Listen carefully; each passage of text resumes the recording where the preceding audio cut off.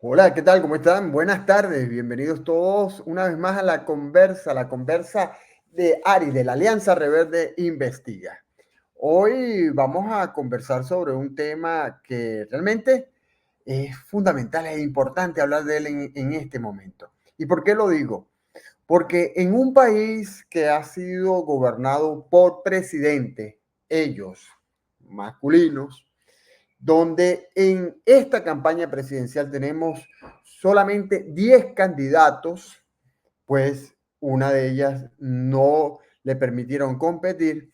La figura precisamente de esa mujer que no permitieron que compitiera después de ganar la primaria, como es María Corina Machado, se ha convertido en una figura fundamental. Pero no estamos hablando solamente de María Corina Machado, no estamos hablando de ella porque hay otras mujeres que han sumado a este momento de la política venezolana. Por ejemplo, la figura de Delsa Solórzano y de otras tantas que están actuando desde su posición de liderazgo político para hacer en este momento político muy importante el papel de la mujer venezolana. En esto, cuando nos encontramos a tan pocos días, a 26 días de la elección presidencial del 28 de julio. Y como lo decía al principio, la conversa de la Alianza Reverde Investiga, que es un nuevo proyecto de la Conversa Diaria, es un nuevo proyecto de la Alianza Rebelde, una coalición informativa conformada por el Pitazo Run Run y tal cual. Quien les habla, tengo el gusto de hablar con ustedes hoy y compartir con las compañeras que nos van a estar con nosotros y quienes las voy a mencionar en este rato, César Batiz, pero más importante son nuestras compañeras. Estamos hablando de Gabriela Rojas, directora de sustentabilidad de Tal Cual, Carmen Riera, directora ejecutiva de Runrunes, Rona Risque, coordinadora de la Alianza Reverde Investiga. Queremos también agradecer al equipo técnico y gráfico de la Alianza Rebelde Investiga, de la Conversa de Ari, Marisol Baliño, Luis Miquelena, Elsie Torres, Francisco Zambrano y Paula Rangel. Para el año 2023, la ONG CEPAS afirmó que en su informe Participación Política de las Mujeres en Venezuela, que en Venezuela las iniciativas de promulgación de normativas para incluir a las mujeres en los procesos electorales y en los espacios políticos terminan siendo meramente simbólicos. No hay ninguna duda. Lo vemos así, pues desde el Estado se muestra una poca intención de que haya paridad, de que haya una participación paritaria. En el año 2024, como lo decíamos al principio, tras tener a María Corina Machado como ganadora de la primaria, hemos visto cómo esta presencia de la mujer en la política venezolana se ha tornado muy importante. Fueron mujeres las que ayudaron a que se resolviera el tema de la candidatura de la plataforma unitaria, que cayó en manos de Mundo González, la figura de María Corina, por supuesto, de Delsa Solórzano y de otras tantas que trabajaron en función de esa candidatura, de que se consolidara esa candidatura y que están trabajando en estos momentos acompañando al candidato Edmundo González Urrutia. Esto nos ha generado una ola, y esto es muy importante decirlo, una ola de ataques contra estas líderes políticas y por supuesto también ha generado en la parte muy positiva que haya una presencia de las mujeres en los comanditos, en las comunidades, en estas bases de las organizaciones políticas que están trabajando en función de un cambio democrático, pacífico en Venezuela. Bien, este es el tema de hoy y para ello tenemos a nuestras compañeras, repito, Gabriela Rojas de Tal Cual, Carmen Riera de Runrunes y Rona Risque, coordinadora de la Alianza Rebelde Investiga. A ver, Gabriela, comencemos analizando el papel de la mujer en este momento en la política venezolana. Bueno, tú hablabas de un tema que creo que es clave en todos los momentos históricos del país, ¿no? Que es la participación de las mujeres y esta aparente intención de paridad. Que, bueno, es un largo tema en el que pudiéramos pasar horas hablando, pero la idea de la paridad y la alternabilidad, que, bueno, ha sido incluso en otros procesos electorales, ha sido clave como una manera de cumplir un poco con las cuotas o como de presentarse ante la comunidad y ante una población que cada vez demanda más estos temas, como que sí, por supuesto, tenemos unos gobiernos conformados por mujeres, tenemos en la oposición, las mujeres están en todas partes. Pero cuando vemos el tarjetón, vemos que no están. Entonces no están en todas partes. Cuando vemos las organizaciones de base, aunque muchas de estas organizaciones están lideradas por mujeres, por ejemplo, el caso del primer dice, que su presidenta es María Beatriz Martínez. Cuando vemos el partido de Delsa, por ejemplo, Encuentro Ciudadano, Delsa Solórzano, que es fundadora, líder de su propio partido. Pero cuando vemos en no solamente esa escala, sino toda la escala que conforma la estructura de movilización, de partido, en la práctica no hay mujeres. Vemos un tarjetón que parece un tarjetón del siglo XIX, ni siquiera un tarjetón del siglo XX. Y también lo vemos en la estructura partidista, ¿no? ¿Qué es lo que pasa? Bueno, hay que ver qué históricamente qué ha ocurrido con esta historia de paridad. Y aquí sí voy a decir la paridad entre comillas porque está presentada como, pero ¿cómo que no hay mujeres en la política? Claro que hay mujeres en la política, pero hay una idea de que la mujer que va a movilizar, de que la mujer que está en la comunidad, de que la mujer que hace las bases, esta es la mujer utilitaria. Y aquí hay un término que creo que es importante que de una vez introduzcamos, que es el tema de la instrumentalización de las mujeres en la política. Las mujeres están haciendo el trabajo, pero no están siendo reconocidas en el protagonismo que requiere este trabajo. Y además, esto no solamente ocurre con la oposición, esto también ocurre desde el partido de gobierno.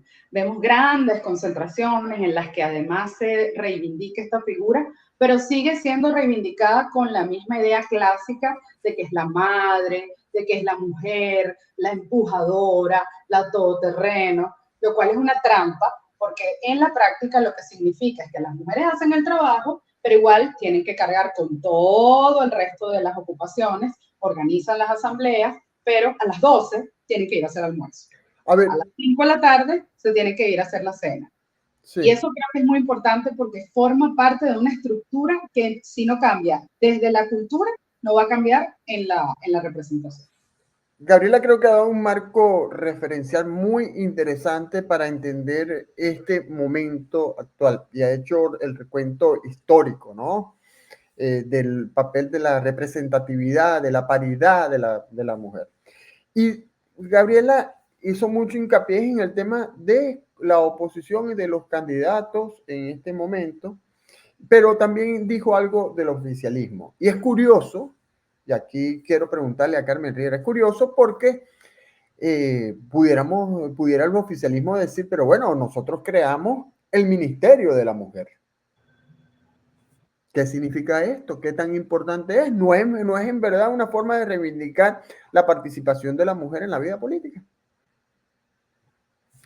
Tienes bloqueado el micrófono. Así no puedes hablar, Carmen. Eso forma parte de mi novatada en estas bueno, lides. Bienvenida. Mira, sí, efectivamente eso forma parte, eso es una buena iniciativa. Lo que creo es que se ha quedado mucho en el papel. Y allí nos ha faltado unión de todas las mujeres. Y en ese sentido creo que es en lo que tenemos que trabajar en una construcción de una sororidad y de un trabajo unificado entre las mujeres para poder lograr cosas como precisamente que nuestra participación no sea invisibilizada, que tengamos las mismas oportunidades, porque no es que queremos más oportunidades, y de hecho el tema de la paridad muchas veces se ve como una trampa y a veces inclusive crea rencillas entre nosotras porque que si te están dando un puesto para cumplir una cuota y no es porque lo seas la más capaz. Entonces, o sea, siempre hay como eso que hay que tener mucho cuidado. pero a lo que voy es que no solamente es el hecho de crear un ministerio, sino de que eso tenga las funciones y que cree las leyes y que nos respalden como tiene que ser. Lo vemos en el tema de la violencia, no solamente la violencia política, la violencia de género, o sea, cuántos feminicidios hay y no hay ninguna protección. Entonces, ¿de qué sirve ese Ministerio de la Mujer si no te protege, si no te cuida? Entonces, y además, bueno, sí, la participación muchas veces de las mujeres en los ministerios. ¿Qué ministerios son los que realmente le dan, cuáles son esas carteras? Son realmente las más, vamos a decirle las más importantes, las que tienen una mayor fuerza, ¿no? Pareciera que es como que siempre Bueno, pero el oficialismo pudiera decir, Carmen, disculpa, que tiene que una tiene la vicepresidenta de la vicepresidenta. República que además es ministra de Finanzas. Es verdad, sí, tiene toda la razón. Y ahí hay una cuota de poder importante, pero no basta. No basta porque no sirve, no trasciende al resto de las mujeres. Pero Es mi mientras esto ocurre, y quiero preguntarle a Rona, mientras esto ocurre que tienes un Ministerio de la Mujer, tienes una vicepresidenta que además es ministra de Finanzas, tuviste una ministra de la Cárcel, tienes una ministra de Pueblos Indígenas, tienes una ministra de Educación Superior, o de educación, una ministra de Educación.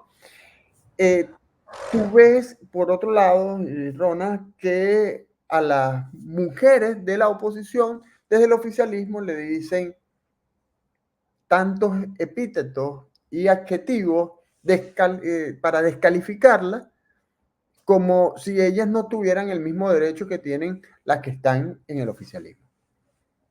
Bueno, lo que pasa es que yo creo que en general, y creo que Gaby usó una palabra que me parece que es excelente en este contexto, que es la de instrumentalización de la mujer en el escenario político. Yo creo que eso cabe perfectamente tanto para la oposición como para el oficialismo. Yo creo que no, el hecho de que haya ministras no significa que haya una verdadera valoración y reconocimiento de la mujer como una lideresa o como una figura importante y determinante en un rol político, ¿no? Porque al final vemos que son los hombres los líderes. Cuando tú oyes afuera de Venezuela hablar de quiénes son los líderes políticos del oficialismo, por ejemplo, pues no aparece una mujer. O sea, está la vicepresidenta y todo el mundo sí, bueno, la vicepresidenta, pero en realidad se habla es de los hombres que han liderado por más de 20 años todo este proceso, desde que empezó con Hugo Chávez hasta este momento con el presidente Nicolás Maduro. Entonces, creo que hay un elemento allí que hay que considerar porque al final es así como que, bueno, sí, ahí están, pero es como, yo no diría que tenga un rol decorativo, pero sí es así como que, bueno, hay que meter una mujer, vamos a ver a quién metemos, algo así. Creo que en ocasiones eso puede pasar. Y en este momento creo que hay una crisis particularmente, o sea, en general hay una crisis, creo, dentro del oficialismo en general, pero creo que en cuanto a la representación de la mujer hay una crisis aún más grave porque si hacemos un simple ejercicio de memoria y nos preguntáramos ahorita, bueno, dime 4 o 5 nombres de mujeres que tienen roles políticos importantes dentro del oficialismo, yo estoy segura que no vamos a acordarnos de 5 en este momento, pero hace unos años había un montón, o sea, Blanca Cao, la Foforito, la primera dama, la actual primera dama, la vicepresidenta, o sea, había una serie de mujeres que sonaban y que estaban ahí, o sea, haciendo política fuerte con una influencia aparentemente importante dentro del oficialismo y en este momento no. O sea, en este momento, ¿quiénes son las mujeres? Imagínense que una de las representantes en la mesa de negociación es Camila Ferdi, es que se llama ella, que ni siquiera es venezolana y que, por favor, no es que no pueda estar o sea, es una mujer, está bien, pero digamos, políticamente, en realidad, representa a la mujer venezolana, representa a las mujeres que han trabajado durante todos estos 24 años desde el oficialismo. Entonces, yo creo que también hay un tema allí de cómo se manejan ciertas cosas donde, pues, a veces sí se utilizan a las mujeres con una finalidad de instrumentalizar. Y desde el lado de la oposición, pues uno pudiera decir también que históricamente hubo mujeres con posiciones muy importantes, hubo ministras de finanzas, hubo mujeres con roles muy, muy significativos dentro de los cargos importantes de la oposición. Sin embargo, igual, o sea, no significa que en realidad necesariamente se valore el rol y la presencia de la mujer. Y creo que uno de los ejemplos más gráficos lo vemos ahora con María Corina Machado. Sí, es cierto que hay una unidad en torno a María Corina, o por lo menos una aparente unidad en torno a María Corina Machado, y un apoyo pues, a todo lo que ella ha venido haciendo. Pero también hay que mirar que se le han hecho jugarretas a María Corina y hay que ver si esas jugarretas tienen que ver con su género, que es una mujer, y con que hay personas que no aceptan que una mujer pueda ser presidenta de la República, o si es que tiene que ver con, bueno, con hechos políticos que pudieron haber pasado siendo ella hombre o mujer, ¿no? Entonces creo que hay unos elementos allí que habría que analizar en profundidad, ¿no? Carmen está pidiendo la palabra, Carmen, y me gustaría que ahora que vas a pedir la palabra, también tomes algo de esto que dice Rona, y bueno, primero interviene, pero lo empatas con esto. Que está hablando de María Corina Machado, que es el tema de eso, de los ataques a María Corina Machado y del hecho de que, si bien es cierto, no puede ser presidenta, sí va a quedar o ya es líder de la oposición. Entonces, me gustaría un comentario sobre eso. Adelante. No, quería agregar a algo que decía Rona en cuanto a la crisis de la mujer y que la gente no las recuerda. El año pasado, en la Red de Mujeres Constructoras de Paz, lleva 2 años haciendo una encuesta a mujeres en 16 estados del país. Y una de las preguntas precisamente era, ¿cuáles líderes políticas conoces? Y el 73% de las mujeres dijeron que no conocían y además que no les interesaba la política porque no tenían tiempo, porque tenían muchas cosas que hacer en el hogar, porque no les daban oportunidades y habían sido muchas veces maltratadas. Entonces, eso también ha influido. Ahora bien, a propósito de los ataques de María Corina, que ha sufrido María Corina, y el coraje que ella ha presentado durante toda esta gira por Venezuela, y que a pesar de que han puesto presos agentes de sus comandos o han cerrado... Muchas de ellas mujeres además. Las mujeres, las de las arepas de Apure, por ejemplo. Magali Meda. Eso ha hecho que las mujeres en las regiones sientan ahorita un gran impulso para salir adelante. Y lo digo, justamente este fin de semana estuve en Anzoátegui, en Puerto La Cruz, con unas mujeres constructoras de paz. Además me llamaron muchísimo la atención porque eran de varias edades, o sea, eran personas de tercera edad, pero también 40, 30, y habían 2 niñas de 20 años. Todas eran adecas. Yo creía que Acción Democrática, adecas en resistencia, además. Yo creía que Acción Democrática... Que no es la de Bernabé Gutiérrez. Ajá, exacto. Y ellas todas, yo les pregunté al principio, no sabía que eran adecas, yo al principio les pregunto, ¿pero ustedes están con María Corina? Entonces, no. Nosotros somos de Acción Democrática en Resistencia, pero ella nos está inspirando y ella está demostrando con su coraje que todas las demás sí podemos. Así que entonces estamos unidas. Así que yo creo que todo eso que está haciendo María Corina y que le están haciendo, más bien está llenando de fuerza a las mujeres líderes, líderes comunitarias, además.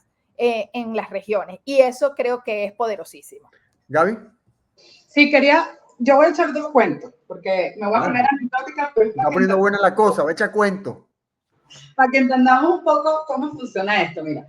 Cuando uno está en las comunidades, tú ves la organización política de las comunidades, y es una máquina casi perfecta. O sea, todo funciona perfecto, hasta las cosas que no funcionan, la distribución del gas. Hay un orden dentro del caos, y ese orden lo llevan las mujeres líderes comunitarias, que a su vez son las líderes políticas que en algún momento, en algunos casos están asociados a partidos, en otros no. Pero pasa una cosa particular, y este es uno de los primeros cuentos que voy a echar. Tú ves que las reuniones en las que ellas están en asambleas resolviendo temas de incidencia política, de muchos aspectos, terminan al mediodía, porque tienen que ir a hacer almuerzo, o tienen que ir a buscar a los muchachitos. Y lo mismo pasa en la tarde. Entonces, tú ves que las reuniones son más rápidas, son más efectivas, pero a las 5 de la tarde tienen que irse porque tienen que ir a hacer arepa para la cena. Y tú te pones a pensar en ese contexto y tú dices, estas mujeres que están llevando adelante un proceso político de reconstrucción de tejido social, de resolver cosas que el Estado no está resolviendo, haciendo trabajo de alcalde y de líderes, incluso hasta de gobernadores, porque hay unas que hasta faltan las avenidas principales. Tiene que irse a hacer arepa. Imagínate tú la fuerza política que tú tendrías si pudieras entrenar o capacitar o dejar que esas mujeres lleven adelante un proceso que va a estar, que les va a ocupar el 90% de su tiempo. Eso es una anécdota tonta, pero que muestra un poco cómo esta manera de entender, ay, pero es que son chéveres, pero mientras están en su lugar, orilladas, ¿no? El otro cuento es el cuento de las adecas. Las adecas, que me da mucha risa que Carmen lo diga así, pero es que uno de los recuerdos más vívidos que yo tengo con mi abuela, que no es una líder política, sino que siempre fue una persona que trabajó mucho, es que ella me contaba su aventura en la Romería Blanca, porque ella, no me acuerdo, era Carlos Andrés, era me imagino que el primer gobierno de Carlos Andrés.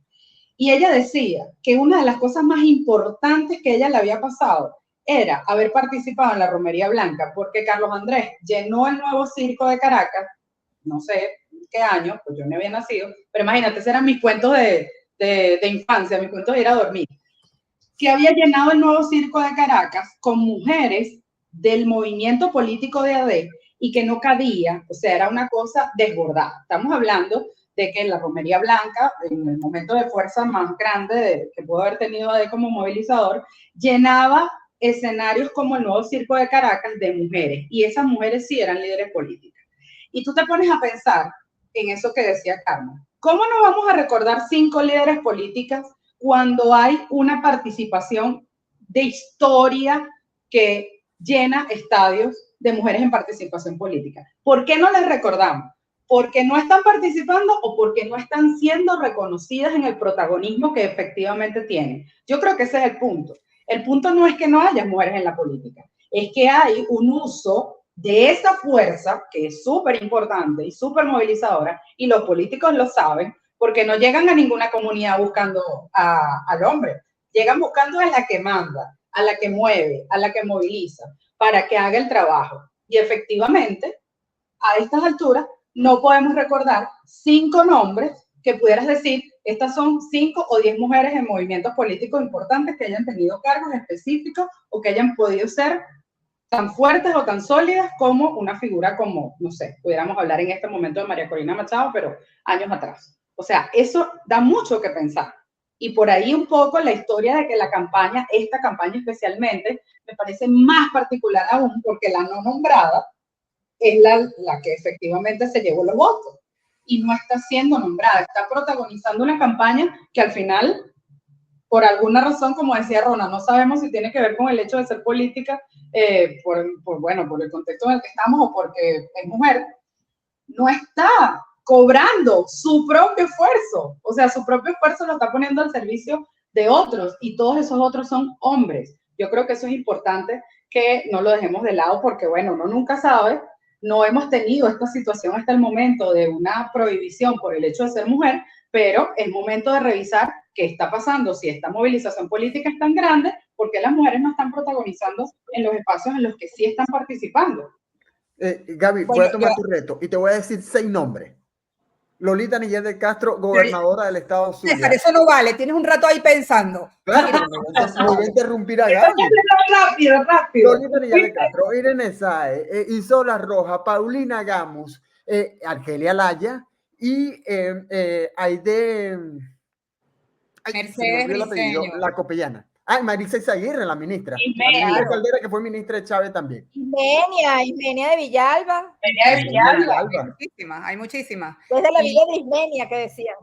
Además que eso que contaba Gaby es bien interesante, porque yo también recuerdo, mi mamá me echaba unos cuentos de eso, después que ella estudiaba para maestra en la escuela normal, y pues ahí eran los grupos de mujeres, o sea, eran puras mujeres, adecas o copellanas. Entonces eso era todo el movimiento. Era un movimiento fuerte, un movimiento importante de mujeres, o sea, era una base importante para los partidos políticos en aquel momento, ¿no?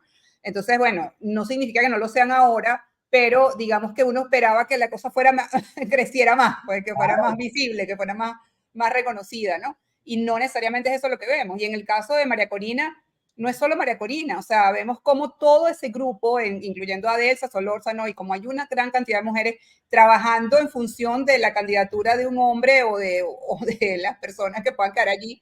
Y también vemos cómo incluso Corina Lloris no fue aceptada. O sea, por eso digo, hay que mirar efectivamente qué hay detrás. Que no fue Corina Lloris y sí el mundo, ¿no? O sea, yo no quiero decir que sea un tema de discriminación por género, pero sí es algo que llama la atención y que creo que también tenemos que mirar, que no podemos dejar de lado.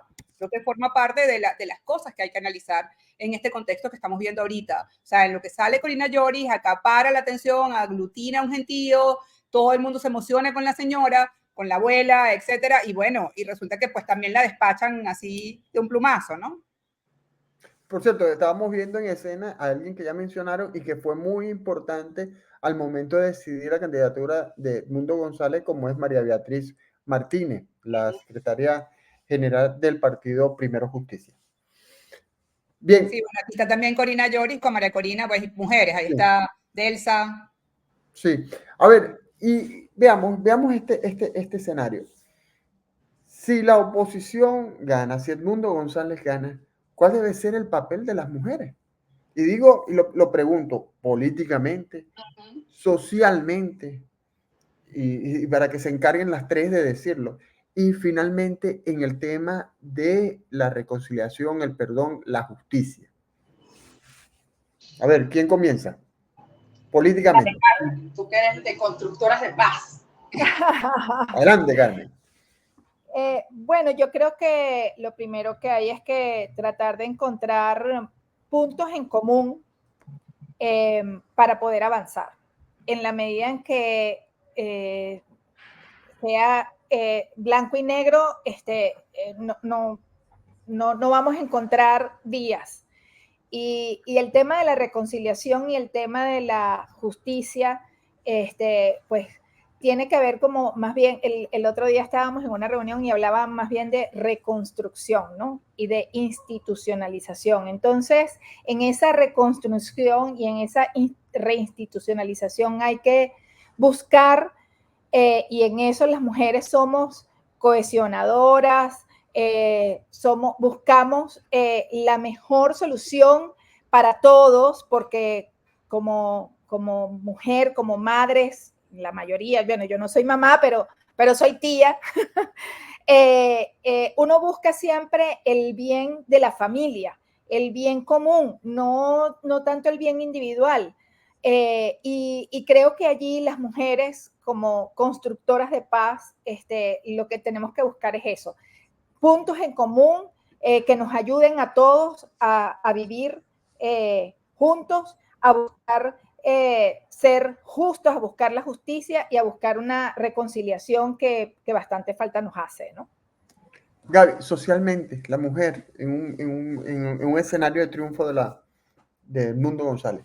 Mira, yo ahí creo que uno de los mensajes claves que hay que ir desmontando, y en ese sentido yo sí soy muy, no voy a decir talibana, pero porque es una pésima referencia, pero sí soy muy radical con este tema, es dejar de pensar que las mujeres somos ternura, cariño, y que vamos a solucionar esto solamente porque unificamos a la familia. A mí me parece que el tema tiene que ser realmente una decisión política. O sea, más allá de lo social, nosotros tenemos una estructura y un tejido que ha sido reconstruido por las mujeres, por muchas razones. Una de ellas, básicamente, es porque hay un Estado abandonado, o sea, un Estado que abandonó la estructura. Y eso es una verdad. Y bueno, la gente tiene que seguir viviendo y tiene que seguir resolviendo. Pero hasta que esto no sea una decisión política y esto no se ponga realmente como una exigencia, esto no va a pasar de, vamos a hacer organizaciones donde las mujeres se reúnen. Yo creo que el primer mensaje que tenemos que dejar y dejar de validar tanto desde el oficialismo como desde la oposición es la idea de que, las mujeres somos las madres y por eso, no, las mujeres somos mujeres y tenemos habilidades y tenemos conocimientos en diferentes áreas y pueden ser madres o no pueden ser madres y no importa, porque igual vas a poder desarrollar tus habilidades en el área que tengas experticia. Eso va desde la que tiene movilizaciones de los jeeps y las motos para llevar a la gente a votar, que es súper importante y tiene una habilidad de estructura de líder, como la mujer que está en el liderazgo del partido y conoce cómo funciona todo el estamento político y sabe cómo va a entrar. Yo creo que eso es clave. Y también tenemos, y en esto sí es muy importante que no lo veamos como un asunto de que vamos a cumplir cuotas. Yo soy anticuota. Yo creo que la cuota no es necesaria cuando somos más de la mitad de la población, o somos por lo menos tabla en la población. O sea, la representatividad no puede ser un asunto de cuota, es un asunto de realidad. En la organización política hay mujeres, y hay mujeres porque somos la mitad de la población, no porque estamos llenando ninguna cuota. Y también esta idea que creo que se ha ido un poco radicalizando, la idea de que todas vamos a ir a un encuentro, y específicamente el encuentro social es importante porque hemos sido las más afectadas. El impacto de la pandemia y de toda la crisis política ha sido diferenciada para las mujeres de una manera brutal. De la migración. La migración ha sido brutal, el efecto laboral de las mujeres que están precarizadas y fuera del espacio laboral ha sido brutal. Por eso es que desde lo social las mujeres tienen que tener espacios en toma de decisiones para que esa incidencia sí baje a la población. Aunque no garantice, una mujer no garantice que esas decisiones vayan en pro de la mayoría, no necesariamente, pero sí que sean exigencias políticas que se pongan en la mesa. No pueden seguir teniendo parlamentos en donde una mujer es presidente, pero entonces las decisiones nada más son del área de la familia. Y es que las mujeres lideran el comité de familia. No, eso no tiene nada que ver. O sea, sí, perfecto, pero también lideran la de finanzas, pero también lideran la de política exterior, pero también lideran. Hay que sacarse un poco esta idea de que las mujeres sirven para unas cosas y no para otras, ¿no? Y por último, no me encadeno, No, casi. No casi, pero bueno, es que me emociono. Tenemos tiempo, tranquila. Gabriela, concejal. No, concejal, no, presidenta, Riera, ¿qué pasa? La idea de que vamos a trabajar en un ámbito muy, o sea, árido, un encuentro difícil, o sea, vamos a tener que volver a hablar y a encontrarnos en un espacio donde va a haber confrontación, donde vamos a estar en posiciones políticas, pero si algo tenemos las mujeres en común, de todos los estilos, de todas las edades y de todas las clases sociales, es que estamos en una posición de desventaja, y en eso sí tenemos que encontrarnos. Es decir, aquí puede ser de todos los partidos políticos y de todas las clases sociales, pero lo que sí tenemos en común es que hemos sido dejadas de lado y hemos sido utilizadas como una cuota o como una apariencia, y ahí sí tenemos que entender por qué esto tiene que remar para el mismo lado, porque no podemos hablar de equidad si seguimos pensando que nosotros solamente vamos a encargarnos de la Fundación del Niño y del Ministerio de la Mujer. Eso tiene que salir del esquema de estructura política del país. Rona, y en un momento de transición, un tema como el de la justicia, el perdón, la reconciliación del país, el papel de la mujer, ¿cómo lo ves a futuro? Bueno, es que yo un poco lo que creo es que mucho de esto ya está pasando en el país, y no de hace un mes, ni un día, ni 3 meses, sino desde hace ya varios años. O sea, desde el momento en que, quizás desde antes, pero un momento muy visible fue en toda esta etapa de represión, de asesinato de estudiantes, de ejecuciones extrajudiciales en los sectores populares. O sea, son las mujeres las que han salido a buscar justicia, son las mujeres, las madres, las esposas, las hermanas, las hijas, las que buscan justicia, las que se enfrentan a los cuerpos de seguridad, las que van al Ministerio Público permanentemente. No es que no haya hombres, también lo hacen. He entrevistado a muchos padres que han sufrido y han padecido todo esto también. Pero, de hecho, han surgido organizaciones de madres para esto, para buscar justicia, pero por encima de todo, y muchas de estas organizaciones o algunas de estas organizaciones tienen un objetivo que es clave, y es que esto no se repita. O sea, ya llega un punto en donde ya no es solamente que esto se haga justicia, donde todo el mundo cree que pues, la búsqueda de la justicia no es imposible, pero se sabe que no es fácil. Pero el solo hecho de que no se repita o de que se reivindique el nombre de sus familiares ya es suficiente. Entonces, esto es un proceso también que tiene que ver con reconciliación, con perdón, etcétera. Y es una cosa que está siendo motorizada y y visibilizada por mujeres, liderada por mujeres. En el momento en que hubo muchas de las ONG que se crearon después de las protestas, están lideradas o fueron creadas por madres de jóvenes que fueron asesinados durante las protestas. Hay una persona que, no descansa y ahora apoya a otras madres, la madre de Adriana Urquiola, esta muchacha que fue asesinada por un tipo desalmado que disparó en una protesta y estaba embarazada la chica.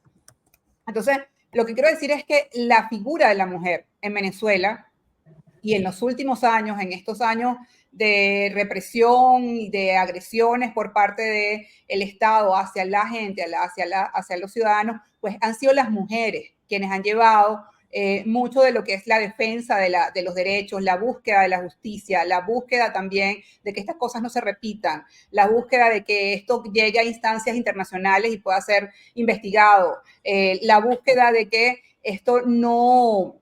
o sea, de que no haya otra vez situaciones de que no se vivan, de que otras madres, otras hermanas, otras esposas no vivan procesos similares. Entonces creo que ya las mujeres están preparadas, las mujeres venezolanas están preparadas para eso, o estamos preparadas para eso. Lo que creo que hace falta, y no solamente en ese ámbito, creo que en muchos ámbitos más, y lo que hace falta es quizás canalizar y un poco ordenar esto que ha estado ocurriendo en las comunidades y en otros niveles del país. Hay muchas mujeres organizadas en otras áreas también trabajando en función de buscar distinto tipo de acciones que tengan que ver con cambiar lo que está pasando en el país. Por ejemplo, la gente de la organización esta que protege o que defiende o que visibiliza los derechos de los niños para ser trasplantados en el hospital de niños. O sea, hay montones de organizaciones que son lideradas por mujeres, que son motorizadas por mujeres y que aglutinan a otra serie de mujeres. Entonces yo creo que lo que hace falta es como, mira, vamos a ponerle a esto un orden, vamos a encaminarlo, vamos a promoverlo y ya, o sea, no creo que haya tanta cosa. ¿Qué tantos espacios, Ronald, y te lo tocaba, qué tantos espacios que ha dejado el Estado han tomado precisamente las mujeres para hacer una labor que corresponde al Estado? Gabriela decía que hay dirigentes vecinales que asfaltan una calle. Entonces, ¿qué tantos espacios, y una pregunta para todos, para todas, qué tantos espacios ocupan las mujeres, esos espacios que ha dejado el Estado?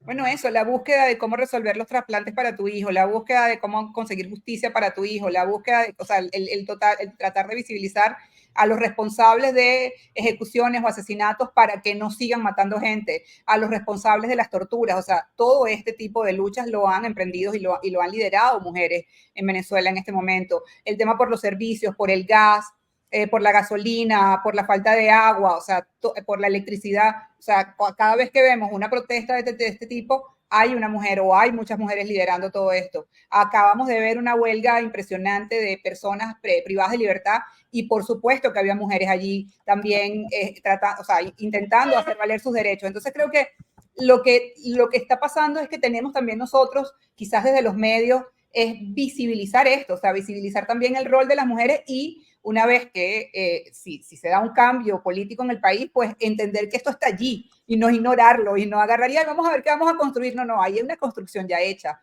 Vamos a ver cómo validamos esa construcción que ya está.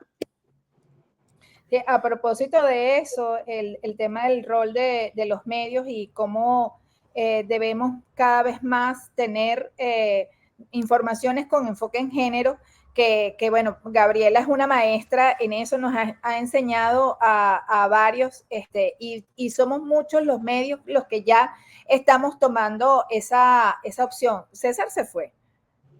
Se debe haber se le puede haber caído la conexión. No lo sacamos. Después ya va. Y es que él es el que no está en el paraíso del internet. Es verdad. Y bueno, hablaba del rol de los medios y cómo nuestra responsabilidad de esa visibilidad, que decías, Rona, y el enfoque que tenemos que darle a muchas de las informaciones, cómo nos afectan a nosotros, que nos afecta de otra manera. Y eso, la migración, cómo nos afectó, cómo el tema de la crisis humanitaria compleja, el tema, la luz y el agua, o sea, cómo los cuidados del hogar recaen la mayoría de las veces en nosotras, y eso impide que muchas de las mujeres se desarrollen profesionalmente o estén en la carrera política, ¿no? Entonces, creo que es muy, muy importante la conciencia de los medios de comunicación en ese sentido, de buscar visibilizar mucho más y tener ese enfoque en género en las informaciones. Hola César, bienvenido. Te agarró un huracán. No, tuve un problema acá, es una tecla que no era y me salí por un momento. A ver, ay, César, sí. lo que les iba a comentar era que a la audiencia que pueden enviarnos preguntas a través de las cuentas en X de Runrunes, tal cual, y el Pitazo, que estamos transmitiendo por allí. Y bueno, ahora habíamos preguntado antes sobre el papel de la mujer en el caso de que Edmundo González gane, pero si por casualidad ocurre una derrota, ¿cuál será el papel de las mujeres de la mujer venezolana en un momento como ese? Bueno, ahí hay un temazo, ¿no? Hay un temazo que es la idea de que todos tenemos esta sensación de que el 29 es el día D, o sea, y la verdad es que no es así. Hay un país que se sigue construyendo, un país que se sigue moviendo. Los países no tienen Santa María, no se apagan, no se cierran, no se quedan, no desaparecen, ¿no?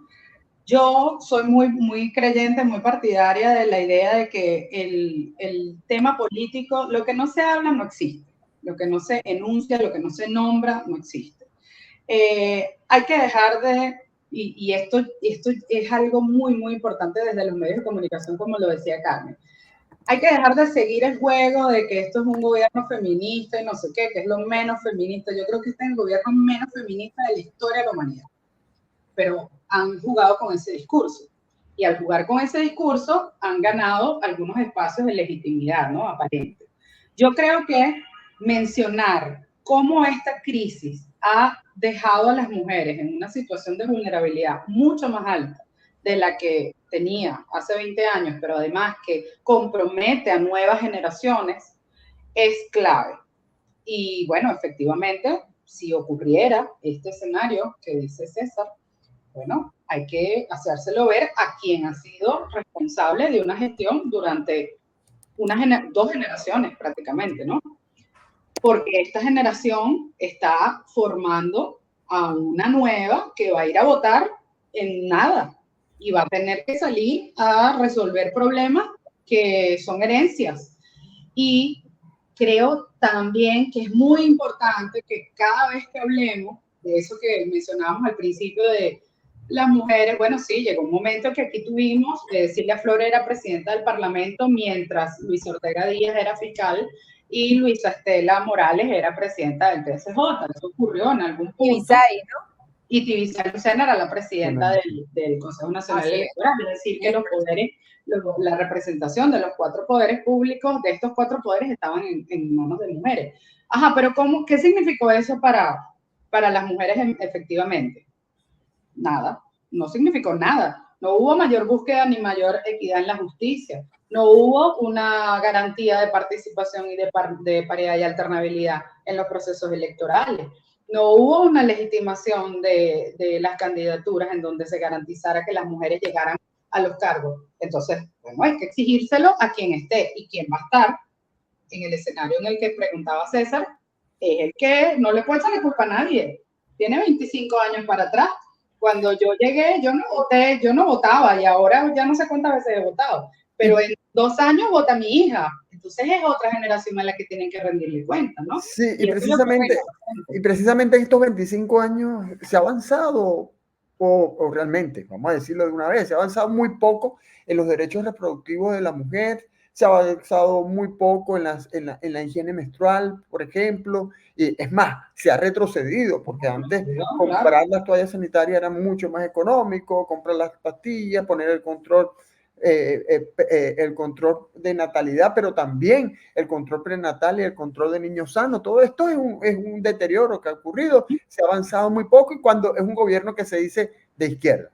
la violencia obstétrica está peor que nunca, el tema de que los feminicidios se ocultan, no existen, pareciera, no, o sea, no hay nada que proteja a la mujer. Bueno, La brecha salarial. Ni siquiera se le llamaba feminicidio. Bueno, Sí, además, la brecha, o sea, la brecha crimen salarial. pasional y despachado.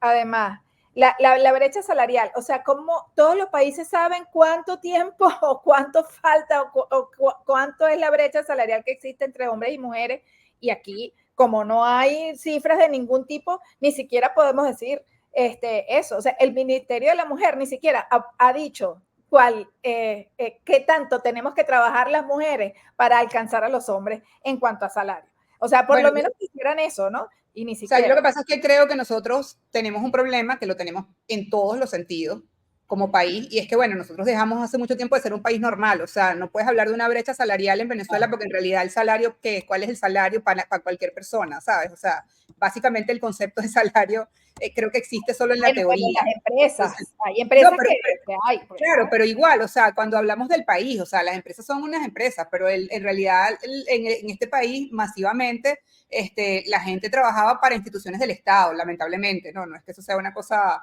de orgullo, pero digamos, esa es la realidad. Entonces, lo que quiero decir con esto es que, bueno, salarialmente, o sea, ¿qué existe? O sea, ¿de qué podemos hablar cuando hablamos de salario, no? O sea, y eso lo llevamos a una serie de ámbitos que han convertido al país en una cosa poco normal. O sea, yo digo a veces que esto es una especie de no país, y eso, por supuesto, como decía Gabriela antes, pues termina afectando, sí, más a las mujeres, pero no nos permite también establecer muy claramente esas diferencias o esas brechas que a lo mejor en otros países se pueden medir con más precisión y puedes decir, mira, esto es así porque se demuestra por esto y por esto. O sea, acá simplemente estamos así como tirando flechas. O sea, cuando hablamos de femicidio es porque hay una gente allí que los registra, que se los saca de lo que reportamos los periodistas, y pues eso también a veces no se sabe muy bien cuál es el criterio para registrar un asesinato de una mujer como un femicidio o como un homicidio X. Entonces, sabes, ahí todavía estamos en un proceso donde de verdad el retroceso ha sido impresionante,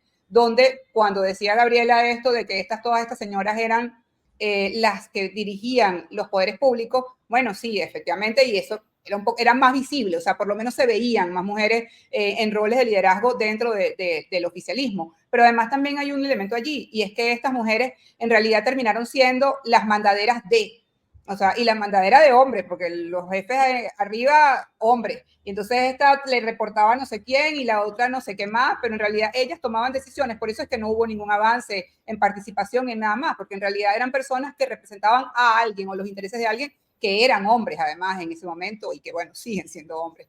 Entonces creo que eso también es otra cosa que hay que sincerar de cara al futuro, de cara no solamente al oficialismo, sino también a la oposición. No, o sea, así como está ahorita María Corina, que no es la mandadera, pero sí está haciendo María Corina, Delsa, etcétera, haciendo el trabajo por debajo o por detrás para aplanándole el camino a un hombre, pues un poco también este rol de estar siempre ahí, tú sabes, de segundona. O sea, no es fácil porque como periodistas en algunos casos también nos ha tocado trabajar en el periodismo en áreas que son áreas habitualmente en las que los hombres son los que tienen la presencia o que son áreas que supuestamente son reservadas a hombres. Entonces, que te respeten en esas áreas, que reconozcan tu trabajo, que reconozcan tus aportes, es muy difícil. O sea, y es un proceso largo de 40 años, una cosa así, 20 y pico de años para que finalmente la cosa llegue. Entonces creo que en este caso también pasa algo así. O sea, reconocer lo que puede hacer o lo que ha hecho María Corina y lo que pueda llegar a ser más en la política venezolana no es algo que vaya a ser fácil, pero yo creo que sí hay que seguir empujando para eso, hay que seguir presionando para eso. Es muy impresionante ver cómo, y además es un contraste bien llamativo, cómo cuando María Corina va a las concentraciones, muchos de los que se acercan y lloran y la abrazan y le piden cosas son hombres, o sea, hombres llorándole a María Corina y diciéndole que creen en ella y confían en ella. O sea, yo creo que eso también es una cosa que debemos destacar, ¿no? Interesante cuando hablan ustedes de los procesos políticos y el interés de los temas relativos a las mujeres en otros países. Bueno, estamos viviendo la campaña de Estados Unidos y uno de los temas fundamentales que puede inclinar la balanza, bueno, más allá de lo que pasó en el debate la semana pasada, es el tema del derecho al aborto.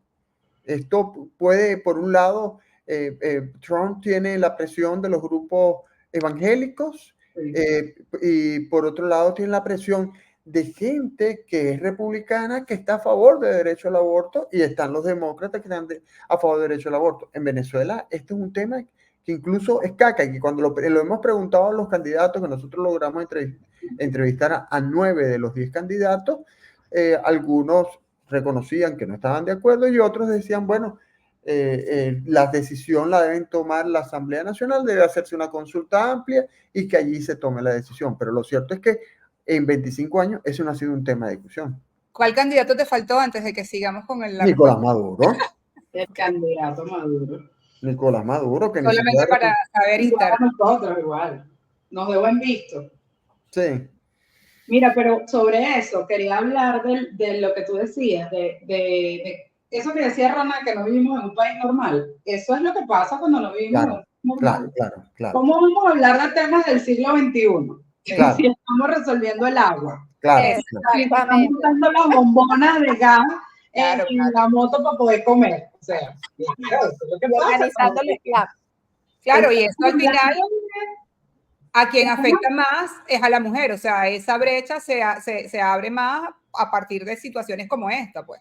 Porque bueno, sí, el hombre tiene que resolver. O sea, lo que está pasando en Venezuela con la situación de las mujeres víctimas de trata es impresionante. Bueno, acaba de salir el informe de la Casa Blanca, donde ubica a Venezuela como uno de los 3 países de América Latina donde no se está haciendo ningún esfuerzo para combatir o para erradicar la trata del país. O sea, no se está trabajando en eso.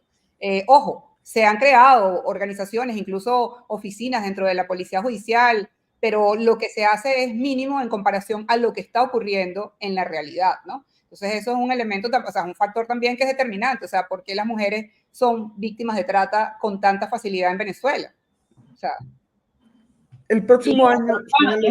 Y cuando hablamos de una campaña en la cual esto es lo que le sube el costo político a los candidatos, estos temas, en donde tienen que fijar posición, ofrecer cosas y prometer cosas, en Venezuela ni siquiera estamos hablando de eso porque no hay ningún tipo de línea que te permita marcar cuando nos hemos salido de la urgencia. Y eso es una prioridad. Yo creo que eso es una prioridad y un aprendizaje para los próximos procesos, porque vamos a tener elecciones otra vez el año que viene. Precisamente, el próximo año hay elecciones municipales, regionales y Asamblea Nacional. ¿Qué debe cambiar para que no tengamos esto que tenemos hoy? 10 candidatos, todos ellos, ninguna ella. ¿Qué debe pasar para que realmente se dé esa paridad? Bueno, hay que subirle el costo político a esto. sí. No puede ser que nos quedemos tranquilos con estos tarjetones de ellos y que nos parezca una cosa normal y que no presionemos en la opinión pública, y esto tiene que ser un nivel de debate y de discusión en todos los sectores. Estas mujeres que están empujando, que están echando para adelante, que están haciendo el trabajo, tienen que decir, vamos a cobrar este trabajo, como dice María Corina. Bueno, vamos a cobrarlo, vamos a ver cómo es que eso me permite a mí posicionarme en una situación en la que estoy haciendo un trabajo, pero no estoy siendo reconocida. No podemos acostumbrarnos a que, no, es que las mujeres son guapeadoras, son las que hacen. No. Esto es un trabajo que tiene que ser reconocido y que tiene que tener el reconocimiento público y el protagonismo que requiere. Porque más allá del trabajo que por la circunstancia política en la que estamos y que no podemos definir bien si es un asunto por la coyuntura o porque efectivamente se dejó intencionalmente a las mujeres fuera de la carrera política, en este momento no puede seguir ocurriendo. O sea, estamos teniendo México con una carrera presidencial en la cual ambas candidatas eran mujeres, es decir, que sí o sí alguna mujer iba a ser presidente. Y nosotros no podemos hablar de este tema como que sí, ay, bueno, vamos a ver si para la próxima vez. Hay que elevar el costo político y las mujeres tienen que cobrar este trabajo que están haciendo. Sí, yo leía en estos días un analista que hablaba de que hay que elaborar un plan de crecimiento, que la mujer que esté participando como líder político tiene que hacer un plan a futuro, pensar en su candidatura y no que es solamente un servicio al país, porque si no va a ser siempre el voluntariado y va a ser siempre la operadora, como decía al principio. La instrumentalizada. Instrumentalizada. Es instrumentalizada. Entonces, hay que pensar política y gerencialmente. Mirar a futuro y tener ambición para que con ese plan de crecimiento tú puedes allí cobrar, como dice Gabriela, de ese trabajo de base que haces, pues, ¿no? Yo creo que este momento, lo que está pasando en el país, lo que está pasando con María Corina Machado, o sea, yo creo que al final va a ser un precedente súper importante que, a mi modo de ver, va a generar una serie de cambios en el futuro, a futuro en la política venezolana. O sea, hace un año ni siquiera pensábamos que podía haber algún liderazgo político en la oposición. Y surgió y emergió María Corina Machado, que tampoco que emergió de la nada, porque ha tenido un trabajo de muchos años, que finalmente ahora fue que se hizo visible y con el que hizo un plan de crecimiento. Sí, entonces creo que lo que está pasando en este momento, lo que está representando María Corina Machado y todo su entorno, en el cual están muchas mujeres, incluyendo a Delsa Solórzano, va a ser un importante precedente para la política venezolana de este momento en adelante. Y bueno, nada, tenemos que aprovechar eso además. Bueno, con estas palabras de Rona Risque cerramos esta conversa de ARI, de la Alianza Rebelde Investiga. Conversa que realizamos cada 15 días. El próximo martes no estaremos el otro arriba a las 7 de la noche, conversando sobre otros temas, por supuesto, de la elección. en el contexto, ¿decías, Carmen? Elecciones. Es que, de hecho, íbamos a hablar, lo que pasa es que no lo hemos hablado, para hacerla de aquí a las elecciones todos los martes, así que a lo mejor la semana que viene les damos la sorpresa. Bueno, miren. Te estoy sorprendiendo, te estoy tuviendo. Y Rona es la coordinadora.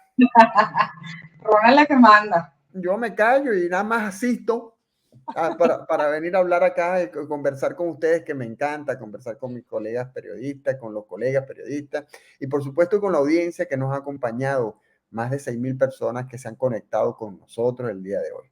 Y por supuesto, deben saber que nosotros en ARI, en la Alianza Rebelde Investiga, en Runes, Tal Cual y El Pitazo, estamos para servirles. Estamos para informarles, estamos para luchar contra la censura y en este momento tan importante, donde están pasando cosas muy interesantes que darían para otra conversa, vamos a estar al servicio de ustedes. Bueno, pero el día de hoy estuvimos, y quiero repetirlo porque me siento muy orgulloso de poderlas presentar nuevamente, de poderlas mencionar, Gabriela Rojas, directora de sustentabilidad de Tal Cual, Carmen Riera, directora ejecutiva de Runrune, Rona Risque, directora de la Alianza Rebelde Investiga, y quien les habla, César Batí, director del Pitazo. Agradecimiento nuevamente a Marisol Baliño, Luis Miguelena, Elsie Torres, Francisco Zambrano, Paula Rangel. Y por supuesto, muchas gracias a ustedes y nos seguiremos viendo. Vamos a ver qué pasa si la semana que viene estamos aquí en esta conversa de ARI. Así va a ser. Chao. Buenas noches, gracias. Chao, chao.